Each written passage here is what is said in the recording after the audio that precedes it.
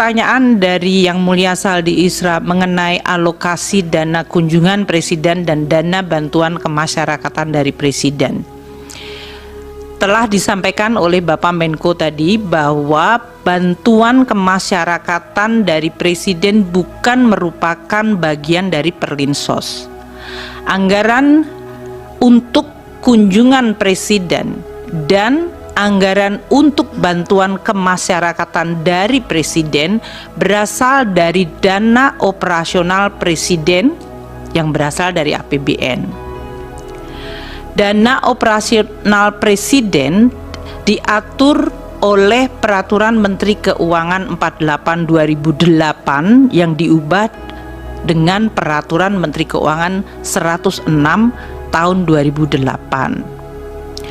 Sementara dana kemasyarakatan Presiden diatur dalam Peraturan Menteri Sesnek nomor 2 tahun 2020. Kegiatan yang bisa dicakup di dalam dana kemasyarakatan oleh Presiden dan Wakil Presiden dalam hal ini adalah kegiatan keagamaan, pendidikan, sosial, ekonomi, kebudayaan, kepemudaan, pemberdayaan perempuan, keolahragaan, dan kegiatan lain atas perintah Presiden atau Wakil Presiden. Dan bantuan ini bisa diberikan dalam bentuk barang maupun uang. Untuk ilustrasi, tahun 2019 dana operasi Presiden, ini adalah 110 miliar anggaran, realisasinya 57,2 miliar atau 52%. Tahun 2020 alokasi anggaran 116,2 miliar, realisasi 77,9 miliar atau 67%. Tahun 2021 119,7 miliar, realisasinya 102,4 atau 86%.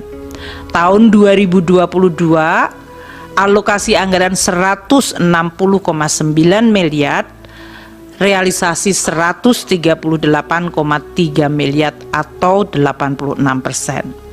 Tahun 2023 alokasi anggaran 156,5 miliar, realisasinya 127,8 atau 82%. Dan tahun 2024 ini alokasi anggaran untuk dana operasi Presiden dan bantuan kemasyarakatan 138,3 miliar. Sampai dengan bulan ini, bulan Maret, April ya, adalah 18,7 miliar atau baru 14%. Yang Mulia Bapak Arsul Sani tadi menanyakan mengapa di dalam Undang-Undang APBN 2024 tidak terdapat pasal 27 seperti yang ada di dalam Undang-Undang APBN 2023. Tadi sebetulnya sudah dijawab. Pasal 27 dari Undang-Undang 28 tahun 2022 mengenai APBN 2023 adalah dibuat dalam situasi pandemi COVID. Pada saat itu pemerintah bersama dengan BPJS harus bekerja sama untuk penanganan permasalahan kesehatan dan masalah sosial, terutama untuk tenaga kesehatan. Ya, teman-teman, selamat datang kembali di channel ini. Di dalam sengketa Pilpres tahun 2024 ini terus berlanjut di Mahkamah Konstitusi. Nanti kita tidak tahu bagaimana dengan keputusan para hakim Mahkamah Konstitusi di dalam memutuskan satu perkara ini. Apakah nantinya akan dikabulkan gugatan atau permohonan dari para pemohon, yaitu kubu 01 dan juga 03 di dalam sengketa Pilpres tahun 2024 ini, di mana mereka mengajukan bahwa akan dilakukan ya supaya dilakukan pemungutan suara ulang atau pemilu ulang, dan mereka juga memohonkan kepada hakim supaya Prabowo Gibran didiskualifikasi di Pilpres tahun 2024 ini, atau salah satunya atau Gibran hanya yang didiskualifikasi, sehingga nantinya ketika Gibran didiskualifikasi maka tentu Prabowo mencari penggantinya atau cawapresnya lagi. Nah, teman-teman, itulah permohonan-permohonan mereka karena mereka menduga bahwa kubu 01 dan 03 ya kemenangan Prabowo Gibran ini ya itu berdasarkan dari kecurangan-kecurangan yang ada, sehingga itu yang mereka mohonkan kepada hakim ya supaya bisa nantinya diambil satu keputusan supaya dilakukan pemilu ulang. Nah, di sini dikatakan pakar prediksi MK bakal putuskan pemungutan suara ulang Pilpres 2024.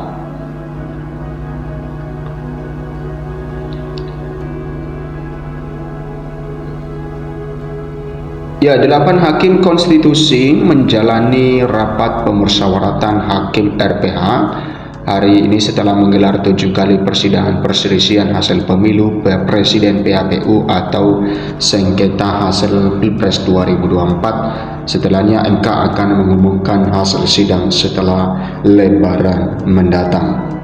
Nah, diketahui paslon Capres Cawapres nomor urut 1 Anies Baswedan Muhaimin Iskandar Amin dan 03 Ganjar Pranowo Mahfud MD menggugat hasil Pilpres 2024 yang telah ditetapkan Komisi Pemilihan Umum KPU.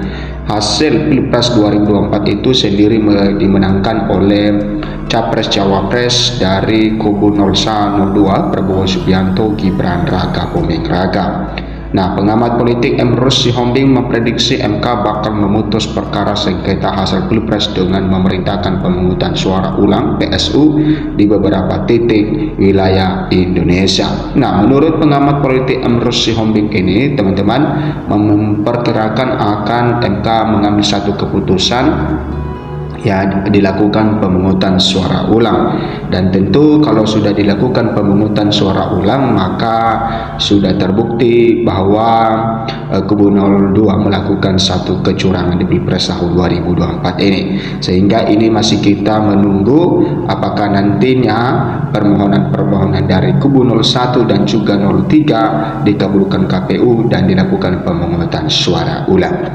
Nah, teman-teman, ya kalau saya berpendapat hakim konstitusi negarawan, mereka bukan hakim mahkamah kalkulator. Ya, mereka negarawan yang sudah selesai dengan dirinya, tidak kuantitatif permukaan saja.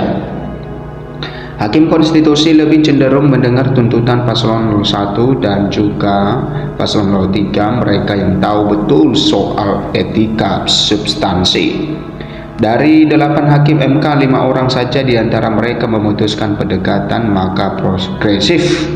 Keputusannya akan kemungkinan keputusan pemungutan suara ulang di beberapa titik atau semua titik, atau bisa 1-2 titik, bisa di semua titik, ujar Emrus saat berbicara dengan Tribun News Sabtu 6 April 2024. Nah, menurut Emrus ada 2 pendekatan yang kemudian bakal dipergunakan 8 hakim konstitusi dalam memutuskan perkara sengketa Pilpres 2024 ini. Nah, apabila hakim MK memilih paradigma kuantitatif, maka diprediksi mereka akan memutuskan persidangan dengan menyebut adanya kecurangan dan memerintahkan pemilihan ulang atas diskualifikasi calon. Ya, sebaliknya apabila hakim MK menggunakan paradigma kuantitatif dengan pendekatan data fakta yang muncul ke permukaan, maka Emrus menduga kesimpulan yang mereka buat lebih cenderung memberikan sesuatu tidak jauh dari apa yang sudah diputuskan oleh KPU. Kalau kita bicara hakikat hukum, keadilan, kepantasan, kepatuhan, demokrasi, dan hakikat etika, maka menurut saya yang diputuskan adalah tentu berpihak kepada keadilan, di mana kita melihat begitu derasnya kritik dari perguruan tinggi, profesional, dan doktor soal kondisi demokrasi kita, ujarnya. Nah, dosen Universitas Pelita Harapan UPH ini juga melihat bahwa situasi dan kondisi keamanan termasuk pengerahan massa secara besar-besaran ketika agenda pembacaan putusan sengketa Pilpres setelah Idul Fitri mendatang sangat tergantung dari putusan 8 hakim konstitusi. Kita lihat saja apakah Hakim MK memutuskan atas dasar kenegarawan di atas dari pemilu tadi, seluruh rakyat Indonesia akan menerima. Jadi tidak mendengar pendapat dari para politisi pragmatis dan memilih mendengar pendapat dari para profesional, ilmuwan dan akademisi soal ketidaksetujuan mereka atas penyelenggara demokrasi di Indonesia, kata Emrus. Ya teman-teman, itulah pendapat dan juga dugaan dan perkiraan dari Emrus ini yang mengatakan bahwa akan dikabulkan permohonan kubu 01 dan 03 di dalam melakukan pemungutan suara ulang. Dan itulah yang dia katakan bahwa Mahkamah Konstitusi sudah selesai pada dirinya.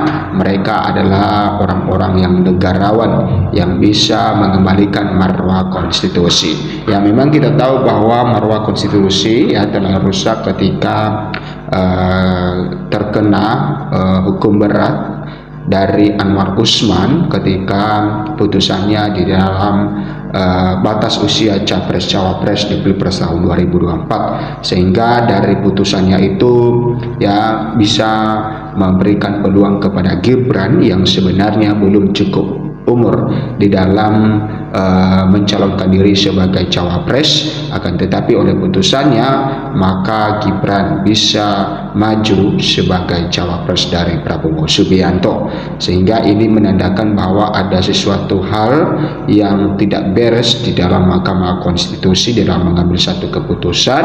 Dan terbukti juga bahwa ketua MK-nya Anwar Usman yang diberikan sanksi tegas oleh MK berujung pada pencopotan, dan juga Anwar Usman tidak terlihat di dalam mengambil satu keputusan di dalam sengketa Pilpres tahun 2024 ini, sehingga di situ kita tahu bahwa Anwar Usman benar-benar diberikan satu teguran yang sangat keras. Terima kasih, berikan komentar Anda, sampai jumpa di video berikutnya.